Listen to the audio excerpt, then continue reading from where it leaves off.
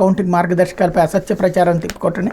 శుక్ర శనివారాలు Telugu Desam party counting ఏజెంట్కి శిక్షణ, భద్రతపై ఈసీ డీజీపీకి లేఖలు రాయండి. టెలికాన్ఫరెన్స్లో పార్టీ నేతలకు చంద్రబాబు దిశానిర్దేశం. ఓటమి భయంతో తీవ్ర ఒత్తిడిలో ఉన్న వైకాపా మొక్కలు కౌంటింగ్ రోజున కూడా పెద్ద ఎత్తున హింసాత్మక ఘటనలకు పాల్పడే అవకాశం ఉన్నట్టు తనకు సమాచారం అందిందని తెలుగుదేశం పార్టీ అధినేత చంద్రబాబు తమ పార్టీ నేతలతో చెప్పారు. పోలింగ్ రోజు అనంతరం మాచర్ల, నర్సరావుపేట, తిరుపతి, తాడిపత్రి సహా పలు నియోజకవర్గాలు చోటు చేసుకున్నటువంటి అల్లరి నేపథ్యంలో కౌంటింగ్ ముందు రోజు నుంచి అప్రమత్తంగా ఉండాలని వాళ్ళకి సూచించారు. ఇది సహజ సిద్ధమైనటువంటి వ్యూహం. బేసిక్గా ఆ రోజున పోలింగ్ రోజున కొట్టింది ఎవరు? తెలుగుదేశం వాళ్ళు. అంటే ఇవాళ తెలుగుదేశం వాళ్ళే కొట్టడానికి ప్రిపేర్డ్గా ఉన్నారని చెప్తున్నట్ట ఏంటనేది చూడాలి.